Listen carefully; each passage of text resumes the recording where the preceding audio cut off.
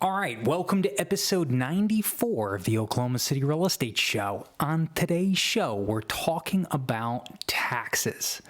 Oklahoma property taxes and income taxes is the topic of today's show.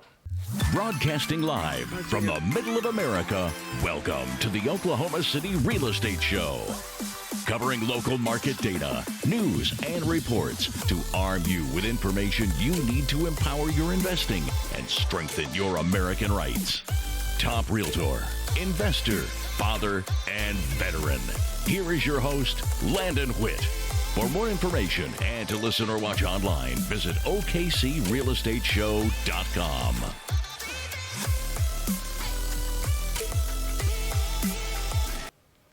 I'm going to try to struggle through some of these numbers because I don't really like talking about the whole tax thing. It just makes me upset anyways that we pay taxes. But hey, we get to live in a country with relatively good maintained streets and they protect us from foreign invaders and that kind of thing, even though sometimes it's the actual government itself that feels like it's invading you, but I digress. So chances are you're watching this video because you live in another state and you might be thinking about selling your home and moving to a cheaper state. And so you came across this video and you want to understand the taxes. So let's just look really quickly and kind of help you look across the nation. So this chart, which is done by calmatters.org, is a great overview of the percentage of personal income that each state is going to take.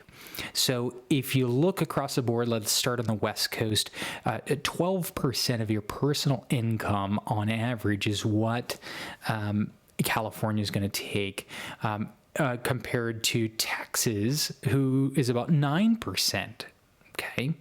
And Oklahoma, 8%. And then there's that number down below there is the ranking throughout the nation of where that fits. So California is in the top 10. Okay, and like if we look at New York, for example, or New Jersey's 12%. New York is 16%, ranks number 2, not even the most expensive. I think it's North Dakota. Yeah, North Dakota. Who knew, right? 16%. Those that maybe you're living in North Dakota right now. Why don't you quit freezing your butts off and come down to the Midwest? We still got the cowboy mentality down here, and we got more warmth, and we don't have the taxes. You get an instant raise. So something to think about there.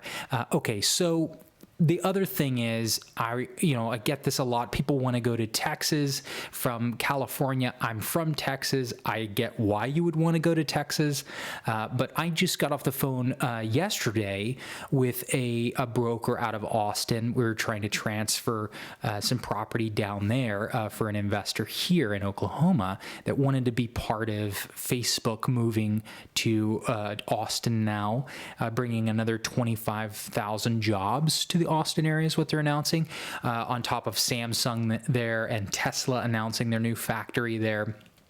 And just Oracle also announcing moving their headquarters. It's created this like crazy surge towards Austin, which means a lot of people are probably going to get priced out of their homes. And what I mean by that is maybe you're retired in a home and the value of the home keeps going up, and the tax on that new value you get charged again each year. So if you're on a fixed income or you've planned your retirement around a certain amount and now you all of a sudden have taxes that are escalating very rapidly, it'll eventually get to a critical mass point where you need to move to a cheaper place, or else you're just going to bleed your retirement funds into taxes, or maybe you can't travel as much and that kind of thing. So we're going to look really quickly, as quick as we can when it comes to these kind of things, on sales to our property taxes and how they work.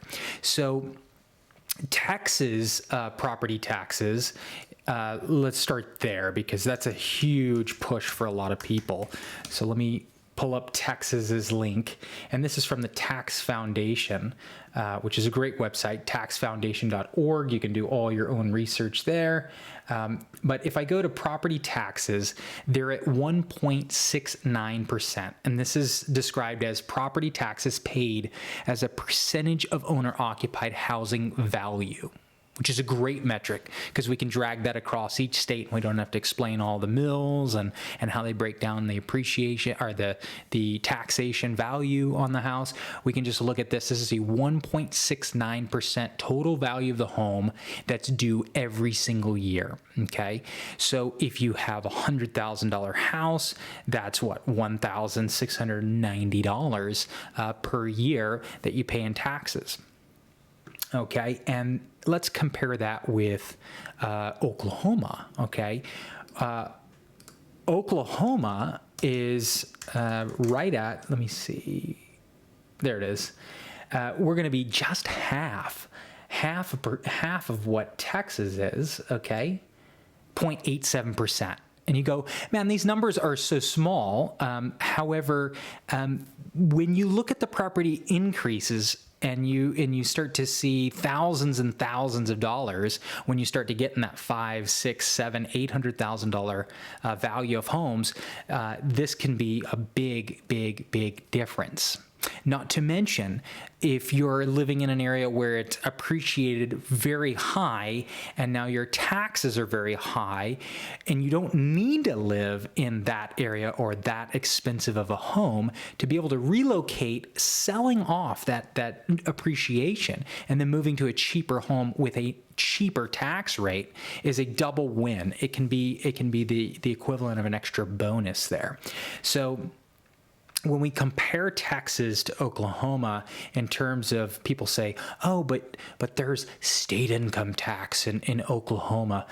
Yeah, there is. And let's look at that for a second of what that actually means. So Oklahoma, this is a site called Smart Assets. So if you make $100,000 a year, which is actually pretty rare around here, the median income's about $52,000, okay, for a family. So $52,000. So if you're making double the median income here, let's look at your taxes here. And your wages I've set at $100,000. This is set for Oklahoma City. Your tax breakdown is going to be federal, $28,000 you pay in the federal government, $28,576 of that $100,000 you earned. And then the state is taking $5,683. Okay, $5,683 of that. So when we look at your total tax burden, it's $34,259. Where's the bulk of the taxing? Obviously here in the federal category. And that's really what we need to just hammer and drill home is that the lion's share of your income, when we talk about state income tax or, income tax in general, the federal government is well beyond what any of these states do, except for growing, some of these, talk about New York and that kind of thing. But like California even has very, very low state tax in terms of their income for traditional citizens. Now it's that upper wealthy, just the mega super rich that they've just been hammering with all these net worth taxes and that kind of thing. That's really scaring a lot of people off. So if you're tired of that, no big deal. We're going to a new place now. And that new place is, I hope, Oklahoma. And let me tell you a little bit why else. So we've got $5,683 and people say, oh, I'm going to go to Texas and I'll get my, house down there, in Texas, the land of the free. And, I'm going to spend, $800,000 to get a real nice house in Austin. And if you can find it. And that same, house is in Oklahoma City for $400,000 or $300,000. You want to try to spend $1 million in Oklahoma City with me? I'll find you a water slide for your kids out of the bedroom and into the living room. Seriously. We've got that. I mean, it's exciting. But the most exciting thing about the Midwest is the mindset of the Midwest. This is something that really you won't see on any other channel on YouTube or any other podcast talking about the Midwest, because it's something we've forgotten. And that's land is our soul. There's something about land ownership and having a part of planet Earth that makes you a part of what's really happening. And the more control you have of that land, the more real freedom you have. And so what we really look at is the overall mindset of the regulation of these areas. Once we get past the taxation, we also look at how that money is being spent and more how it's actually being enforced. Because you can have rules all day long, but if you don't enforce them, they don't matter. For example, my parents live in Austin, Texas, and if someone wants to have a garage sale, you got to file a permit, you got to do all this. Well, you got to do a permit here too, okay? But here, my neighbors had a garage sale for 3.5 weeks in her front yard, and nobody said anything. Nobody cares.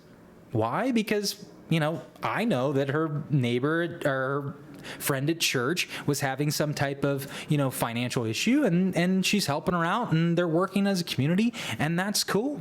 That is what it is. Do your thing, Whereas in Austin, you're getting fines, you're getting all this, the long arm of the law's coming after you, and it feels a lot like the beginnings of the old struggles we heard about in Ireland and in Europe. There's a movie called Far and Away. Some of you may have seen it. A lot of people probably haven't. It was a movie in 1992 with Tom Cruise and Nicole Kidman, and it was a story about an Irishman who was a renter that got kicked off of his land by these landlords that burned his house down on the day his father died because they were late on their rent, and they were only late on their rent because of these oppressive demands and constant raising of the requirements of their crops.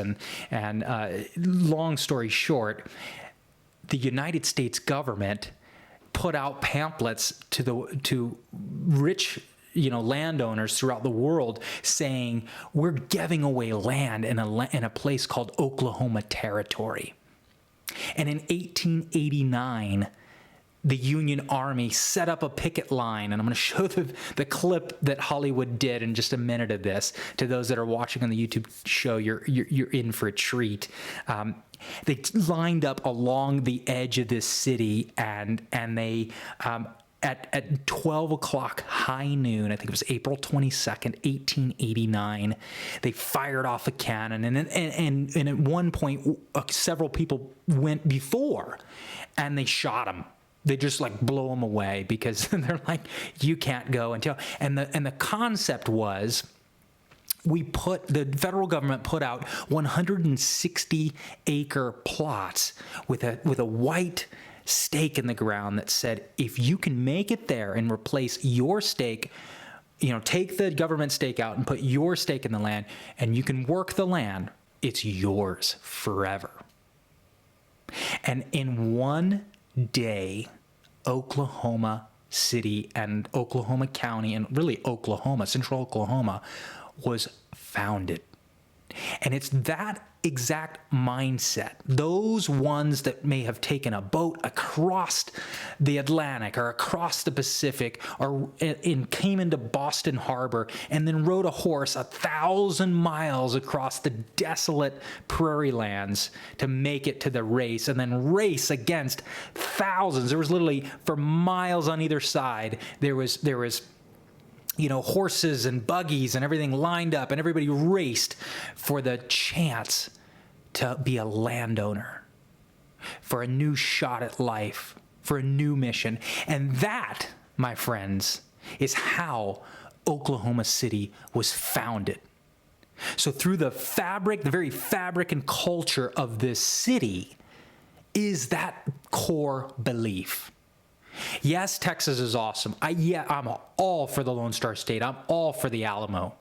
But this is a very unique economic and just pure freedom mindset that created this place. It was every man gets a shot at free land, no matter who you are, no matter what your nationality was, no matter what your background is, you got a shot at being a landowner. If you were a landowner in the 1800s, it was, I mean, even now, imagine you get land, you get 160 acres, you're instantly you independently wealthy. The same way back then. You had land you could provide for your family. So we're going to watch this clip. We're going to end this episode with this wonderful clip of Tom Cruise starring as the Irish underdog who came to the United States for a shot at owning his own land and was part of what created Oklahoma City. So for $5,280, if you make $100,000, you can live in the middle of America. You can live in a part of the world whose very spirit and existence is about exploration and pushing the boundaries. And that's the Midwest. Enjoy this clip, and thanks for watching. And like and subscribe, please. YouTube algorithm loves it when you push the like button, and it helps this video grow and spread so that we can keep doing these videos. Enjoy this episode.